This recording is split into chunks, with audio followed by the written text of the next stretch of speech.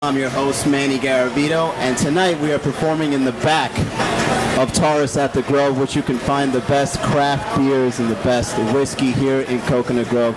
Hosted by my main man, Freddie Stebbins, straight out of Miami, bringing some of the best local comedians. And tonight, we're having a special guest all the way from New York, the very talented author, actor, and of course, comedian, Mr. Aaron Berg. What's up, Aaron? Hey, Manny. How are you? So, Aaron, you've been to Miami before, performing at the Comedy Inn? Gorgeous place. I've been coming to South Florida since I was a kid because I was Jewish.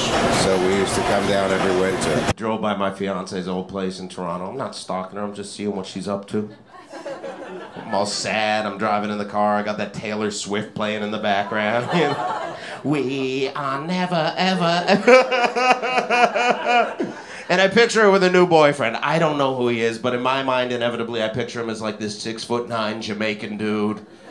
You know, he used to play with the Roots before they made it big back in the day. And I picture them seeing me drive by, and he's all like, "Yo, blood clot, what?" Yo, girl, look at that. Yo, look at that. Yo, that's your old loser fiance. Look at that loser.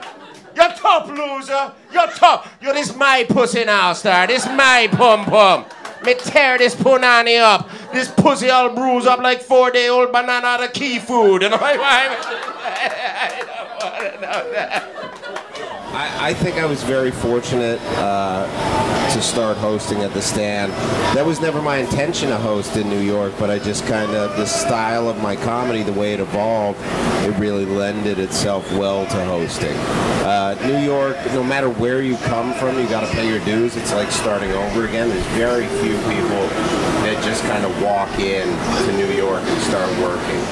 To stand out, I think you just got to do your own brand of comedy, and it's such a great city because you can do so many sets that you're constantly evolving. I went from having the same act that I did for 7 years to having no act to now rebuilding a brand new act that feels more me than anything I'd ever done before.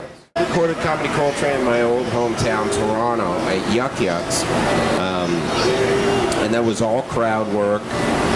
It was really jazzy, which is why I called it Comedy Coltrane. I'm doing a second CD at the Standing Room, which is the Stand's smaller room, and that's a live reading of my first book, Mr. Manners. So that's never been done before. Nobody's ever done like a live reading of a book in a comedy surrounding. So it'll be exciting. That's April 30th, and it's happening at the Standing Room in Long Island City. Do you find that, you know, cringe humor is a very popular or needed element for stand-up comedy? You know, one of the key reasons that I moved to New York was because cringe was there, and I loved what they were doing, and, you know, they've enabled so many comics to really push the art form, and, you know, the total lack of censorship and the support that they give to their comics to experiment and do whatever they want to do is just unparalleled.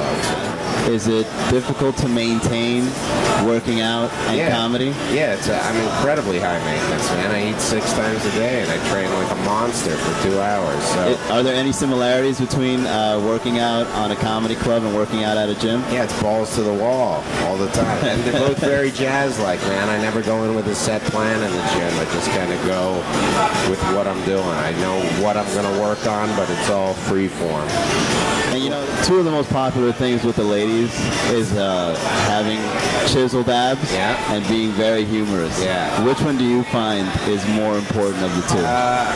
Chiseled abs will stop black ladies on the street being humorous. I mean, I'm in a relationship, so I'm kind of oblivious to the women that come up after and go, "You are so funny," and I'm just like, "Oh, thank you." But you know, back in the old days when my dick worked, I would have taken more advantage of it. But 43 now, so every time I fuck, it's $10 for a pill.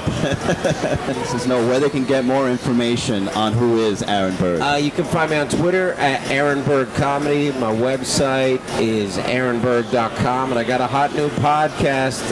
We'll be coming to a pretty major network in the next couple weeks. It's called In Hot Water, and it's myself and Gino Visconti. Absolutely hilarious, and you can see me on the TV show 24-Hour Rental on Hulu, airing right now. Aaron, thanks so much for this interview, man. And for all the news, info, and discounted tickets all over the city. Until next time, I'm Manny Garavito. Make sure you check out the website.